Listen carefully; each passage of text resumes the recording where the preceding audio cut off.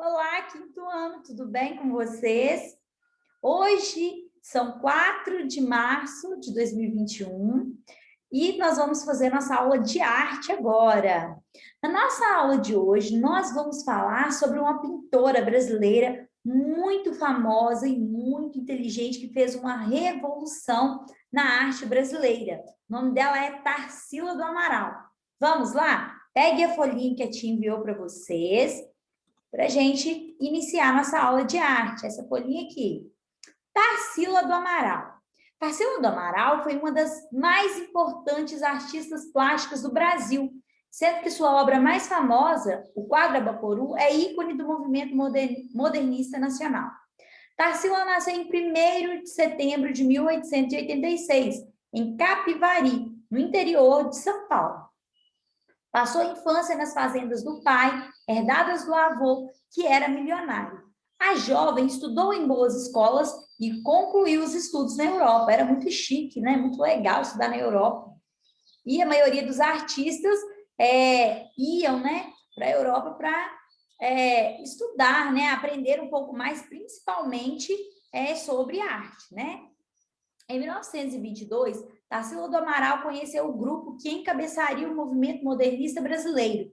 Além dela própria, o grupo era formado por Anita Malfatti, Menotti Del Picchia, Mário de Andrade e Oswald de Andrade. O Oswald de Andrade vai se casar com a Tarsila do Amaral mais tarde, tá, pessoal?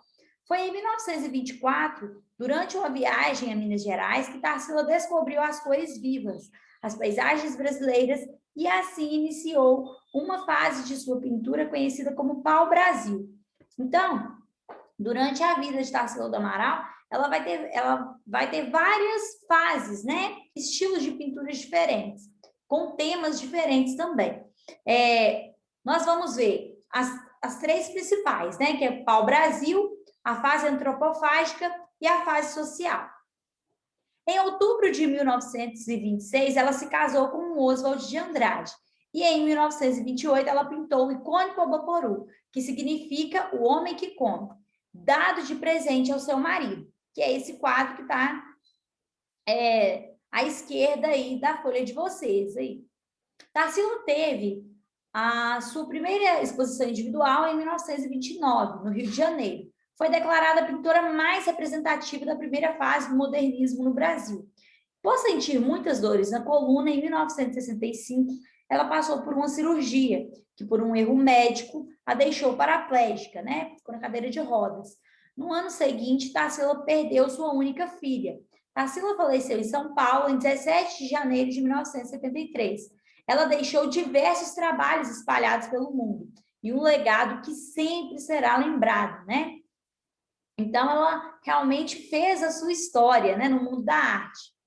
E aqui está mostrando, né, esse quadro dela que foi o mais famoso, né, um dos mais famosos quadros brasileiros, né, o Abaporu. Esse quadro, vamos lá agora para a curiosidade, você sabia? Esse é o quadro mais importante já produzido no Brasil. Tarsila pintou um quadro para dar de presente para o escritor Oswald de Andrade, seu marido na época. Quando viu a tela, assustou-se e chamou seu amigo, também escritor, Raul Bob. Ficaram olhando aquela figura estranha e acharam que ela representava algo de excepcional, né, de extraordinário. Tarsila lembrou-se então de seu dicionário tupi-guarani e batizaram o quadro como um Abaporu, o homem que come. Foi aí que Oswald escreveu um manifesto antropófago e criaram o movimento antropofágico, com a intenção de deglutir a cultura europeia e transformá-la em algo bem brasileiro. Este movimento, apesar de radical, foi muito importante para a arte brasileira e significou uma síntese do movimento modernista brasileiro, que queria modernizar a nossa cultura, mas de um modo bem brasileiro. O Abaporu foi a tela mais cara vendida até hoje no Brasil, alcançando o valor de $1.500.000. Foi comprada pelo colecionador argentino Eduardo Constantino. Então, pessoal, esse quadro Abaporu ele vai ser muito importante, né, na história da arte brasileira, porque ele vai significar um rompimento, né, do modo de se produzir arte, né, totalmente espelhado nos moldes europeus E a Tarsila, ela vai inovar, vai trazer algo muito bem mais abrasileirado, né? Apesar dela ter estudado na Europa, conhecer as técnicas, né, de produção artística europeias, ela fala assim, não, vamos criar, ela e esse outro grupo, esses outros homens, né, e mulher também, Anita Malfatti, juntos eles falam, não, vamos criar uma coisa mais abrasileirada, vamos colocar a arte com a nossa cara, porque a arte produzida na Europa representa o modo de vida europeu, a cultura europeia. E a nossa cultura brasileira não é igualzinha à cultura europeia. Então, vamos fazer o seguinte, vamos criar o nosso próprio modo de produzir arte. E esse quadro, Abaporu, ele é como se fosse um marco, né, desse momento aí, desse manifesto antropófago aí, tá bom, gente? Continuando, página 2. As fases artísticas de Tarsila do Amaral. Tarsila do Amaral iniciou sua pintura influenciada pelo conservadorismo, com que o modernismo, do qual ela mesma se tornaria mestra, rompeu mais tarde. Então, ela vai aprender a pintar, né? Aprender as técnicas artísticas de acordo com os moldes europeus, mas depois ela mesma vai romper, vai falar assim, não, não é isso que eu quero pintar diferente, eu quero produzir uma arte que tenha a cara do meu país, a cara do Brasil, né? A própria artista comentou em entrevistas que seus primeiros professores a ensinaram que não deveria usar demasiado as cores, né? Ficar muito sobrecarregado, né? Pintar com mais suavidade, né? Tons mais suaves, diluir mais as cores, não deixar muito carregado. Nem fazer representações de qualquer coisa que fosse caipira, como os temas populares, né? As paisagens do campo, né? A vida no campo. Eles achavam isso brega, né? Fora de moda. A obra de Tarsila, no entanto, já na sua primeira fase, a fase pau-brasil, rompe completamente com qualquer tipo de conservadorismo e enche-se de formas e cores, ao exemplo de tudo que a artista havia visto na sua viagem de redescoberta do Brasil, com seus amigos modernistas. Suas obras nesse período, que se inicia em 1924, refletem, além de tudo, temas tropicais brasileiros, a exaltação da fauna, flora, as máquinas, os trilhos, símbolos da modernidade urbana que contrastavam com a riqueza e a diversidade de todo o país. Então, uma coisa interessante que a gente vai poder observar nessas obras desse período pau-brasil aí da Tarsila do Amaral é o seguinte, ela vai representar cenas do cotidiano rural, né? Por exemplo, esse quadro que está ao lado aí, né? Da fase pau-brasil. O pescador, né? Ele é de 1925. Está mostrando, né, a vila, um vilarejo, um homem simplesmente pescando ali. Então, ela usa cores vivas, né, alegres, para representar essa vida simples. E em alguns quadros, ela também vai misturar elementos do campo com elementos da cidade, como esses trilhos, né, que são retratados aí, ou melhor, que são mencionados aí nessa parte do texto, tá bom? Então, ao mesmo tempo que ela quer modernizar, mostrar que a arte ela é moderna, ela também vai valorizar o simples, né? Aquilo que era o popular da cultura brasileira, tá bom? A segunda fase da artista, a antropofágica, foi idealizada pelo seu marido na época, Oswald de Andrade. Nesse momento, eles buscavam digerir influências estrangeiras, que eram comuns à época para que a arte feita por eles tivesse feição mais brasileira. Tarsila pinta um quadro de presente para o Oswald, chamado Abaporu, palavra indígena que significa homem que come, né? Carne humana. No sentido de que eles iriam comer as técnicas estrangeiras, né, de produção artística para digerir e transformar, né, em obras que fossem principalmente brasileiras. Essa obra da artista, em 1928, inaugura o movimento antropofágico dentro do modernismo. Então, na segunda fase, na fase antropofágica, vai ser onde vai haver esse rompimento, né, realmente, com a cultura europeia. Eles vão falar assim, não, a gente vai observar o que é produzido na Europa, em outras partes do mundo, com relação à arte, mas nós vamos produzir da nossa maneira, nós vamos transformar essas técnicas europeias em técnicas brasileiras. E nós vamos criar a nossa arte com a nossa cara, com a cara do nosso país.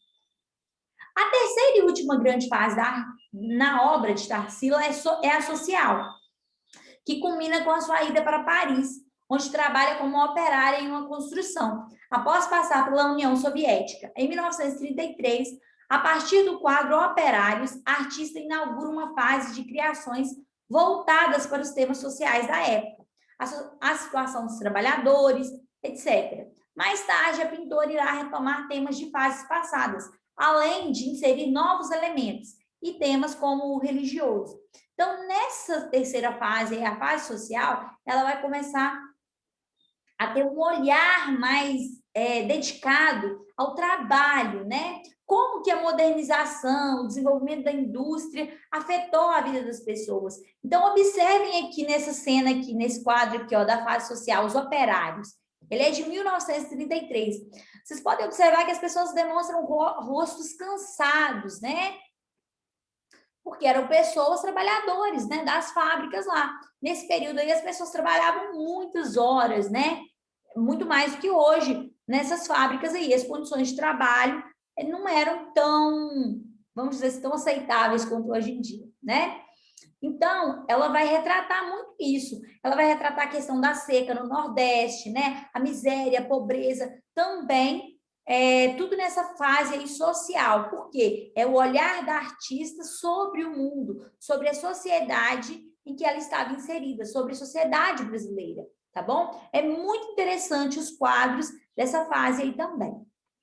Agora, nós vamos fazer as atividades. Não tem espaço para fazer aqui, vocês vão responder no caderno, tá bom? Número 1. Com base nos conteúdos estudados até o momento, responda. Observando as obras de Tarsila do Amaral, quais linhas você pôde observar? Na última aula, nós vimos, né, que existem linhas horizontais, linhas verticais, linhas inclinadas, linhas curvas, né, onduladas, linhas quebradas, mistas, vários tipos de linhas. Então, quais desses tipos de linhas vocês puderam observar nos detalhes das obras da Tarsila do Amaral que foram mostradas aqui, ó, no Abaporu, nessa do pescador, nessa dos operários, que vocês puderam observar de linhas aí? Aí vocês vão colocar os nomes das linhas. Tia, não estou lembrando. Volta na folhinha da página, da aula anterior, que vocês vão ver os nomes das linhas. E aí vocês vão poder identificar quais as linhas que estão presentes nessas representações artísticas aí. Combinado? E vocês vão escrever o nome das linhas aí, né? Número 1. Número 2. Escolha uma das fases artísticas de Tarsila do Amaral que mais lhe chamou a atenção e escreva suas